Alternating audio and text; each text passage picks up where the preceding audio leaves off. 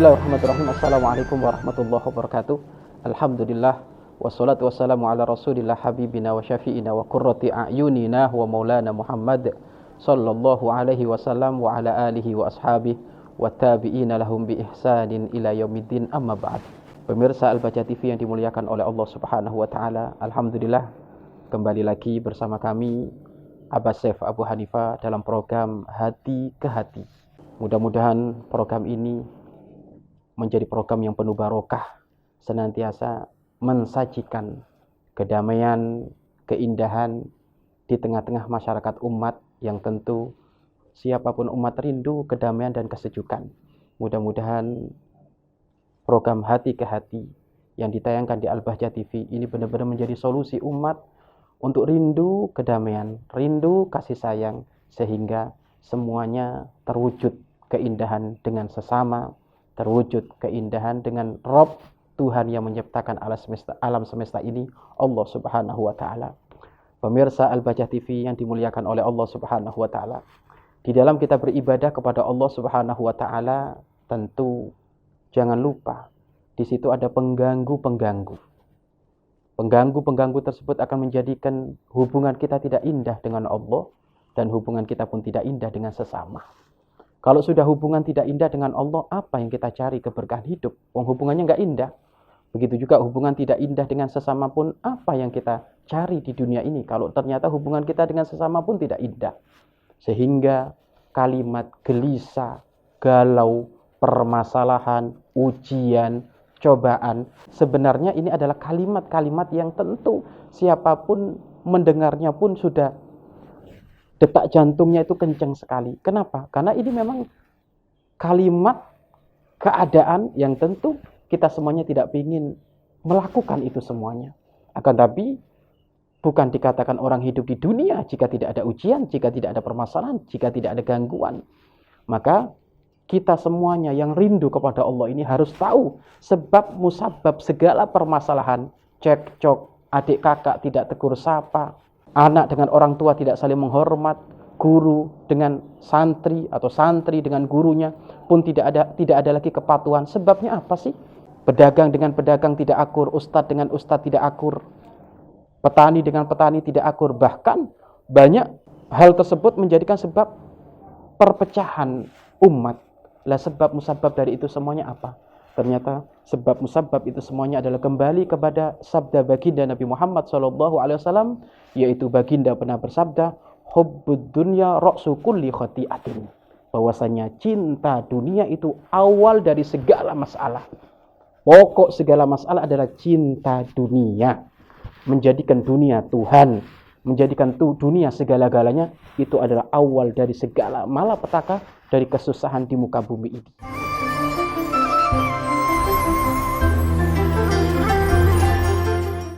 Mau menyaksikan kajian Buya Yahya tanpa biaya internet? Segera pasang parabola Al-Bahjah TV di rumah Anda. Bebas biaya bulanan dan tanpa koneksi internet.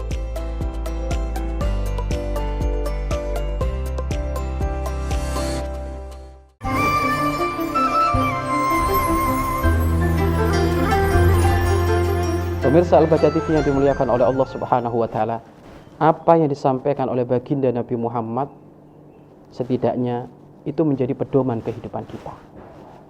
Sungguh sangat tegas Rasulullah sallallahu alaihi wasallam bersabda, hubbud dunya kullu ra'si khati'atin. Hubbud dunya ra'su kulli khati'atin. Bahwasanya mencintai dunia adalah pangkal dari segala masalah.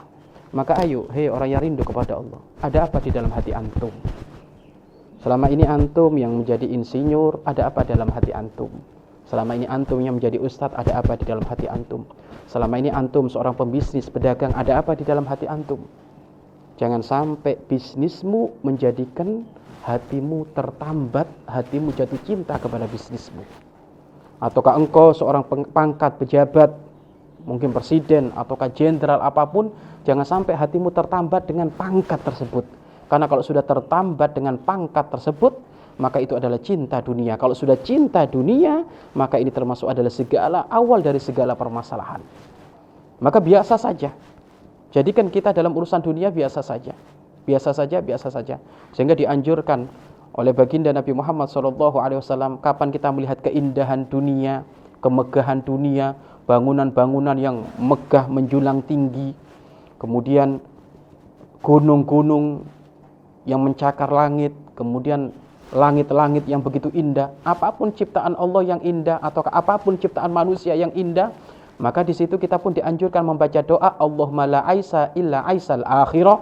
Tidak ada kehidupan yang sesungguhnya kecuali kehidupan akhirat. Maksudnya apa? Rasulullah mengajarkan kepada kita, jika kita melihat keindahan dunia, jangan sampai hati kita tertambat dengan keindahan dunia tersebut, sehingga lupa Allah, sehingga lupa akhirat. Maka biasakan di saat kita melihat keindahan-keindahan dunia, maka biasakan baca doa Allahumma la aisa illa aisal akhirah. Tidak ada kehidupan yang sesungguhnya kecuali kehidupan akhirat. Lalu bagaimana kita ini hidup di dunia? Sedangkan sifatnya dunia itu disampaikan oleh Rasulullah, ad-dunya hulwun wa hadra. Dunia itu manis, dunia itu hijau. Menjadikan siapapun itu mudah untuk mengagumi. Lah bagaimana agar supaya kita tidak mengagumi dunia? Tentu mengagumi dunia pasti iya, tapi jangan sampai kagumanmu itu keterlaluan. Engkau mengagumi keterlaluan sehingga kau buta akan urusan syariat Islam, sehingga engkau buta akan urusan kewajibanmu kepada Allah, sehingga engkau buta urusan kewajibanmu kepada baginda Nabi Muhammad SAW.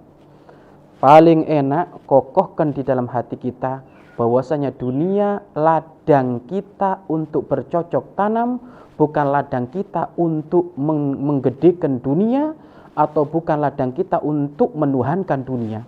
Karena kalau sudah kita menuhankan dunia, ini adalah awal dari segala malapetaka. Jadi pastikan dalam hati kita, di saat Anda bekerja apapun, dapat gaji apapun, ketahuilah hatimu adalah hati Allah, cinta akhirat bukan cinta dunia. Karena kalau sudah cinta dunia, kapan dunia itu hilang, maka ketahuilah di saat hilang dunia tersebut, maka tentu karena sudah ada cinta. Umumnya orang kalau cinta, jika yang dicinta itu hilang, maka tidak terima.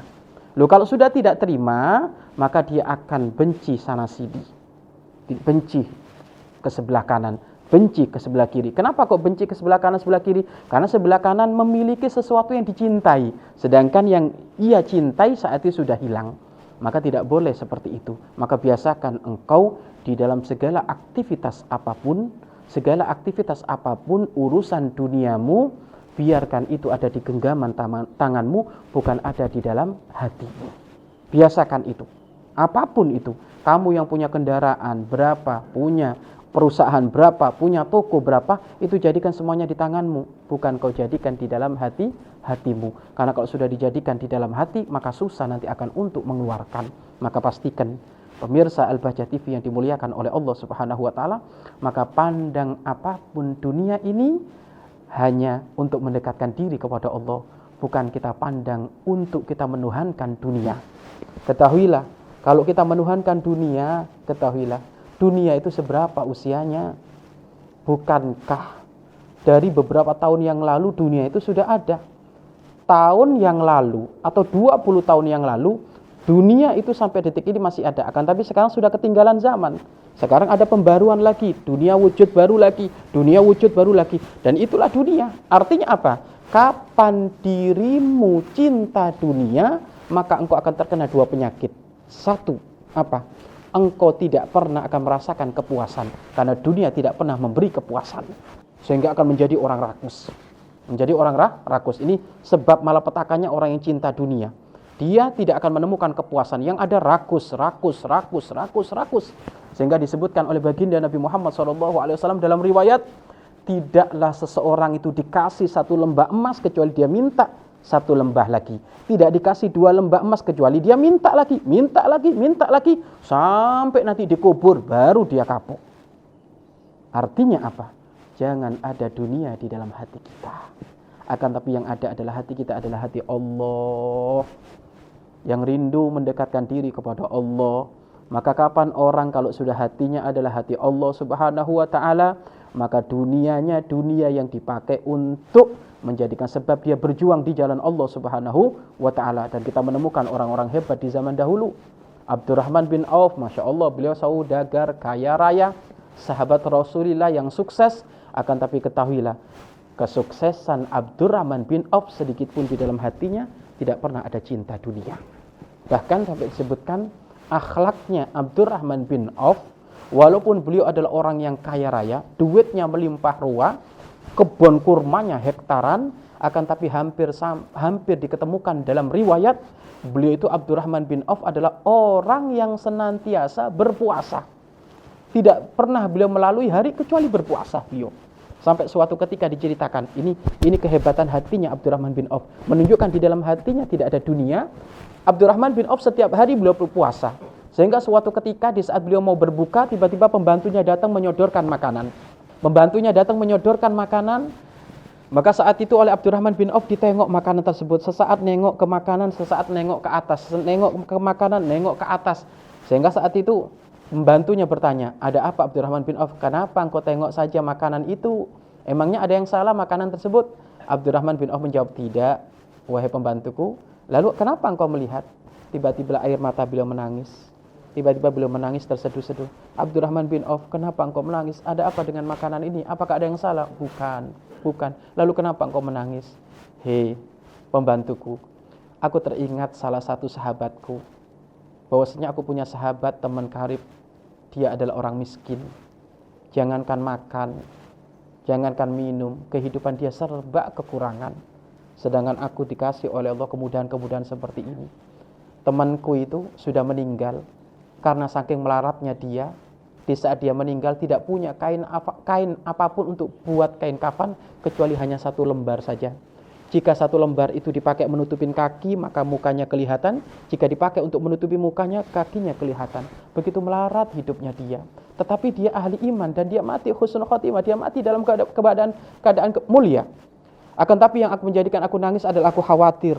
Aku belum apa-apa, belum waktunya buka, sudah ada yang menghidangkan. Aku khawatir jika kebaikanku, pahalaku dispontankan oleh Allah di dunia, sehingga aku di akhirat nanti menjadi orang melarat. Makanya itulah yang menjadikan aku menangis. Maka seketika itu Abdurrahman bin Auf meninggalkan makanannya, kemudian lari ke masjid, banyak-banyak ibadah dan menangis ada di masjid. Abdurrahman bin Auf, inilah seseorang yang tidak cinta dunia, walaupun hidupnya bergelimbangan harta. Dan ingat wahai pemirsa, tidak dikatakan orang yang tidak cinta dunia harus melarat. Oh tidak.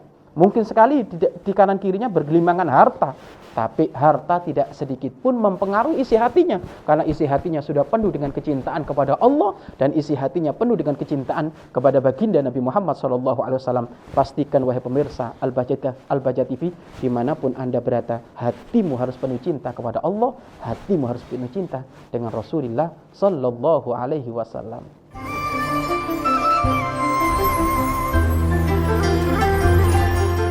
Ingin belajar bersama Buya Yahya kapanpun dan dimanapun? Dapatkan segera flashdisk MP3 Buya Yahya. Berisikan berbagai materi kajian lengkap bersama Buya Yahya.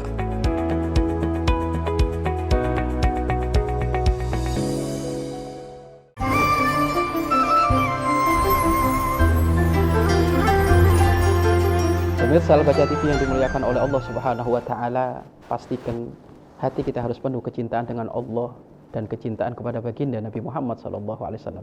Dan itulah kekayaannya sesungguhnya. Kayanya hatimu yang menjadikan dirimu tidak butuh pangkat urusan dunia. Kayanya hatimu yang menjadikan kau tidak butuh harta zahir yang sesungguhnya. Kayanya hatimu yang menjadikan sebab tidak perlu kamu memperhatikan nasab yang berdarah biru ataukah apapun, jikalau hatimu benar-benar kaya yang sesungguhnya. Dan kaya yang sesungguhnya adalah hati yang senantiasa ridho dengan pemberian Allah Subhanahu wa taala, hati yang senantiasa sambung dengan baginda Nabi Muhammad sallallahu alaihi wasallam. Maka pastikan apapun yang berada di sekitar kita, jangan pernah kita kagumi. Dalam arti kagum kepada urusan dohirnya, tidak. Kalau kagum kepada zat yang menciptakan, tidak masalah. Jika engkau melihat sesuatu urusan dunia, mungkin ada bangunan yang menjulang tinggi, mungkin ada satu keindahan rumah yang diciptakan, atau keindahan taman rekreasi yang begitu indah, begitu menyejukkan, yang memang sengaja dibuat oleh manusia, atau mungkin melihat mobil, atau kamu mungkin melihat keelokan perhiasan, ketahuilah itu semuanya jangan sampai menjadikan matamu ini terjangkit untuk benar mengidolakan itu. Akan tetapi jadikan Pengidolaanmu adalah kepada zat yang menciptakan itu semuanya. Gunung menjulang tinggi, begitu indah, ada pelangi di atasnya, maka subhanallah, maha suci Allah. Maka katakan untuk pengagungannya kepada Allah subhanahu wa ta'ala, bukan pengagungan kepada makhluk yang diciptakan oleh Allah. Karena kalau ternyata makhluknya indah, makhluknya istimewa, apalagi yang menciptakan Allah tentu sangat istimewa. Maka kenapa kita harus mengagungkan makhluknya? Kenapa kita harus mengidolakan makhluknya? Kalau ternyata zat yang menciptakan makhluknya lebih indah, maka idolakan Allah, cintai Allah, maka makhluknya semuanya akan ikut. Dunia akan mengikuti. Maka Nabi Sulaiman alaihissalam, beliau termasuk adalah raja yang bergelimangan harta, bergelimangan pangkat, bergelimangan nasab-nasab yang hebat. Nabi Sulaiman alaihissalam. Akan tapi ingat, disebutkan Nabi Sulaiman alaihissalam, beliau termasuk adalah seorang nabi yang sedikit pun tidak cinta dunia.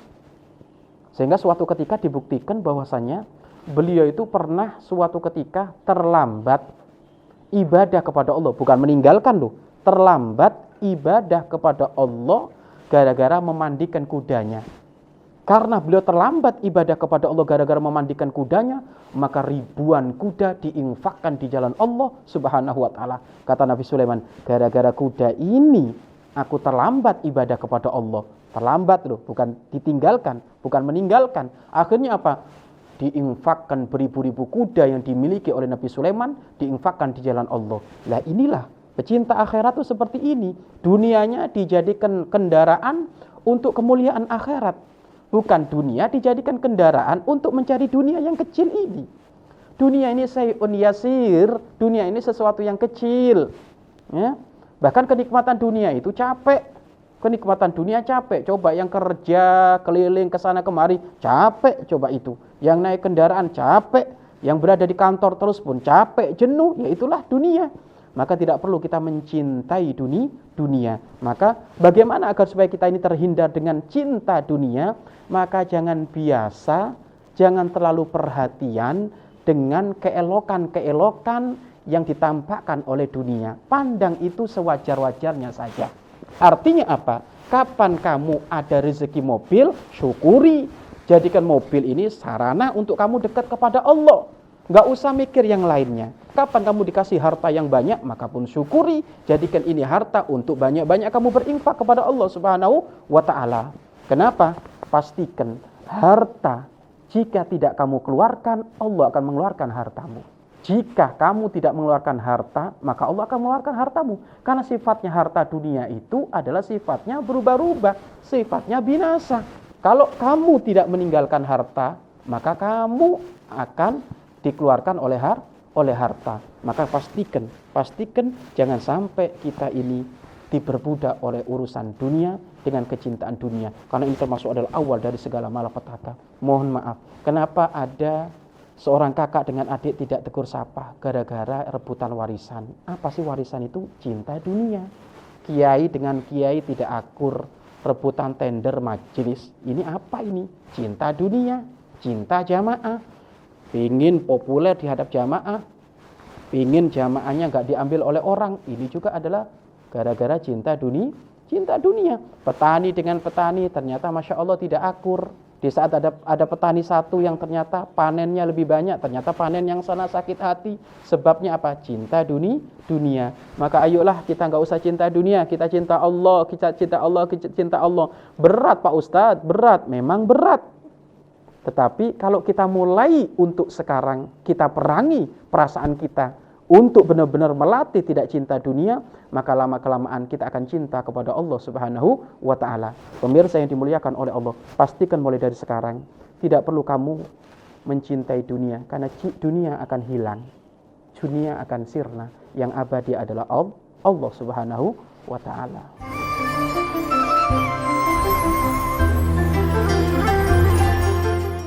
Ingin mendapatkan kumpulan lengkap seputar Tanya Jawab bersama Buya Yahya? Dapatkan segera buku Buya Yahya Menjawab. Berisikan kumpulan tanya jawab seputar problematika umat yang dikemas secara jelas, lugas, dan ringkas.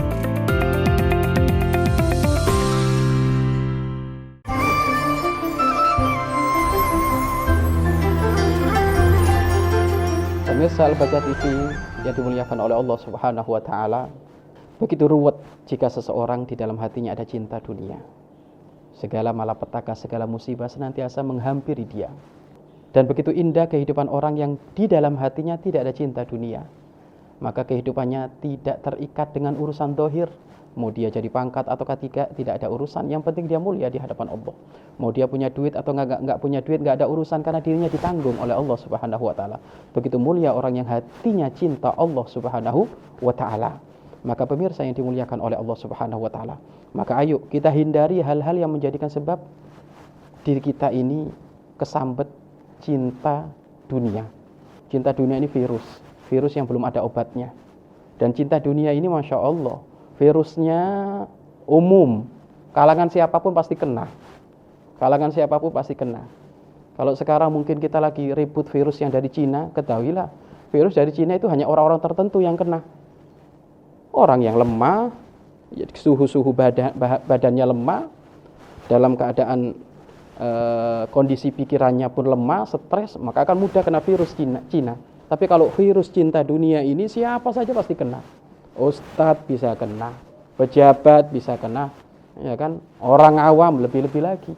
Ini lebih hebat daripada virus Cina. Kalau virus Cina, orang terkena virus Cina mati, kalau dia beriman langsung masuk surga.